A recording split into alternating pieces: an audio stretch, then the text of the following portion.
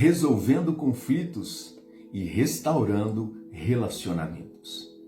Este é o tema do nosso Café com Bíblia de hoje. Vamos conversar sobre isso? Fique comigo. Eu espero que Deus abençoe a sua vida.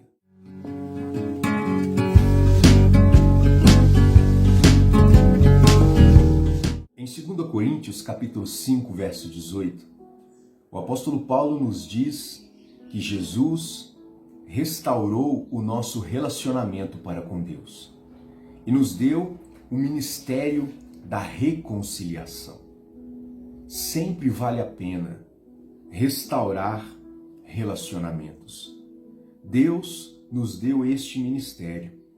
Por este motivo, boa parte do Novo Testamento é dedicada a ensinar como nós podemos desenvolver bons relacionamentos uns com os outros.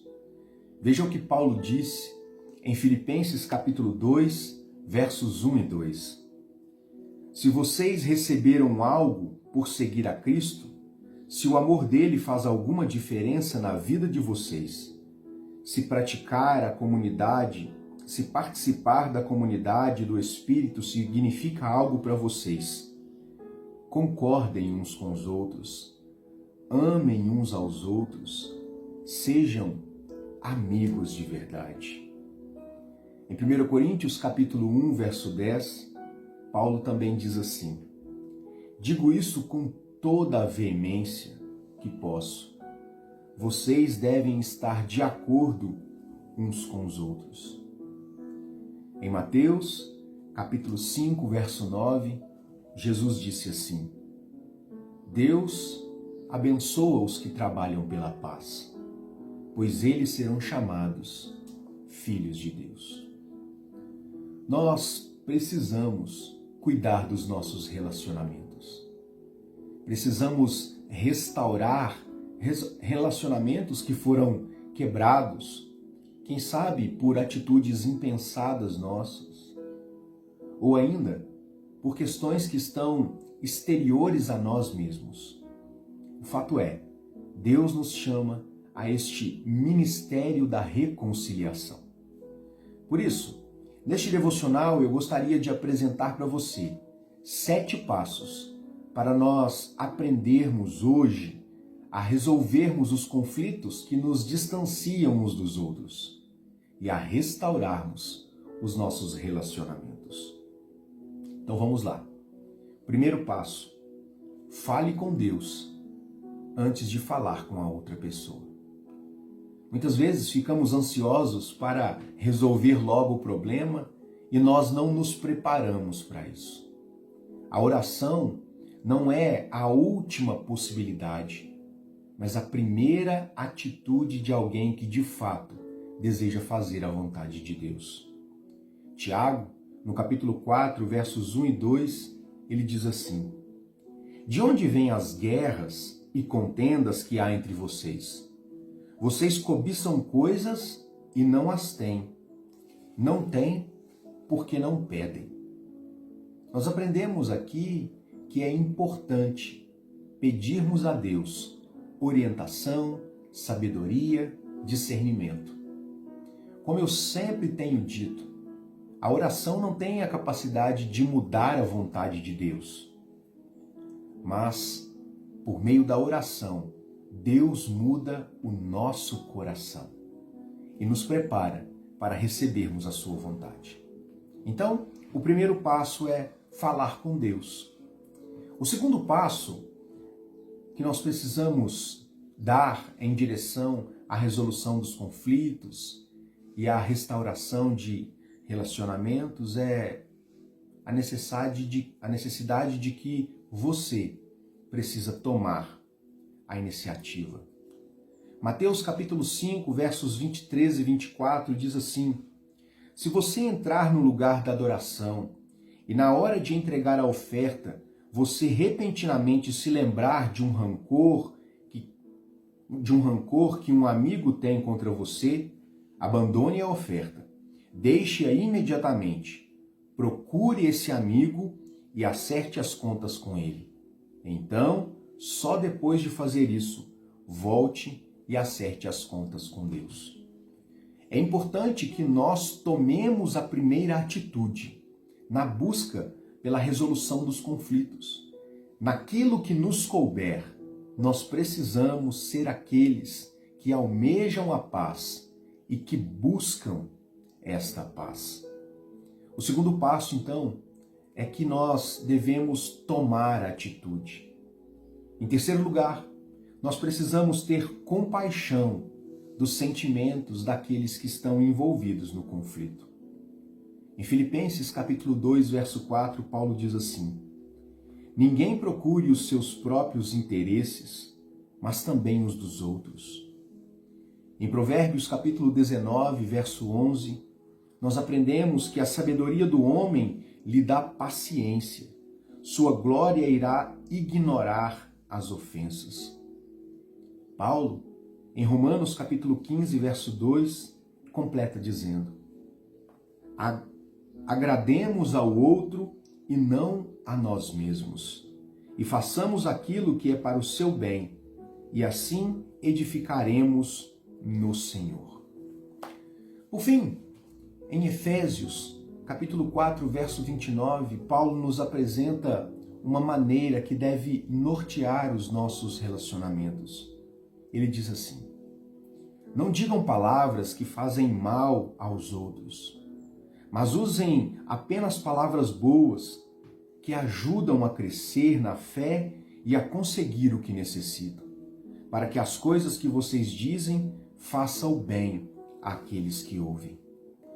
Nós precisamos aprender a exercer empatia para com o sentimento das outras pessoas. Não podemos desprezar a dor do outro e, por isso, o terceiro passo nos ajuda a entender que é necessário ter compaixão pelo sentimento das outras pessoas. O passo 4, nós aprendemos que é necessário confessar a nossa parte no conflito. É necessário reconhecer que nós também erramos e que desejamos a mudança e estamos arrependidos. Em Mateus capítulo 7, verso 5, Jesus diz assim: tire primeiro a viga do seu olho e então você verá claramente para tirar o cisco no olho do seu irmão.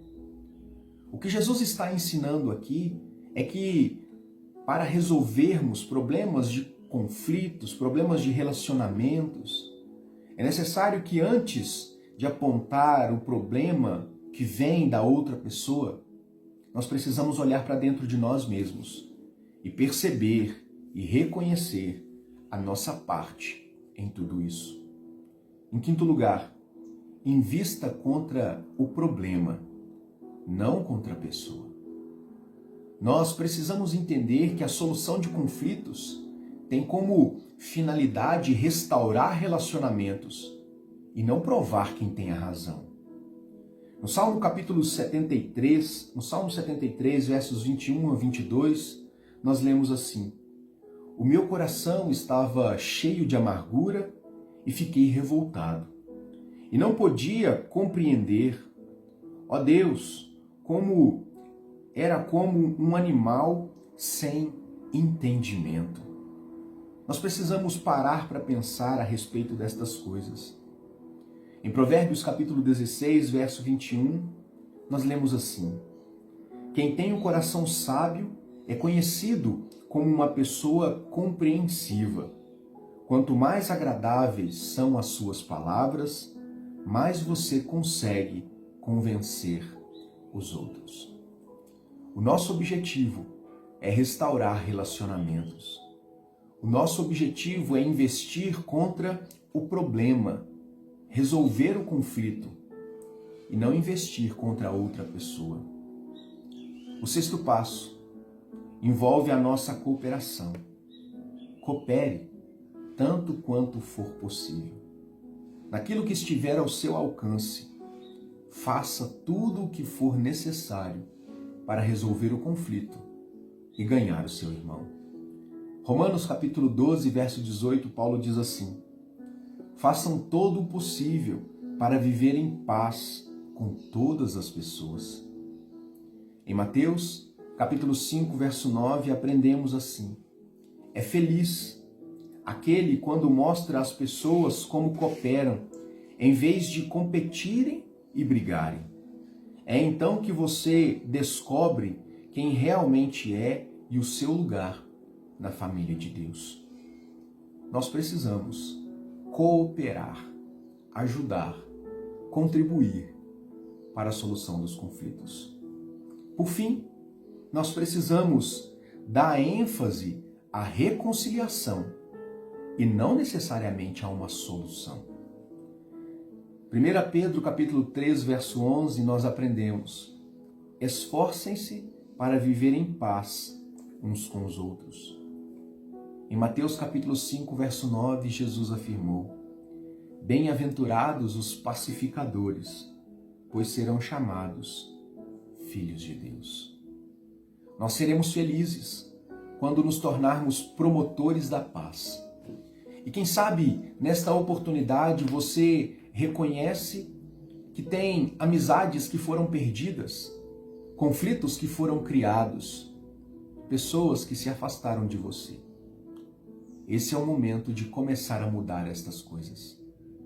Esse é o momento de resolver conflitos e restaurar relacionamentos. Lembre-se destes 7 passos, pois eles podem te ajudar a resolver esta situação. Eu fico por aqui, orando por você, pedindo para que Deus te conceda a graça de ter relacionamentos sarados, restaurados, e que você tenha bons amigos de verdade. E por falar nisso, recentemente gravamos um devocional falando a respeito de amizade. Eu vou deixar no card aqui em cima para você. Acho que pode ser útil para a sua vida também. Por hora, ficamos por aqui.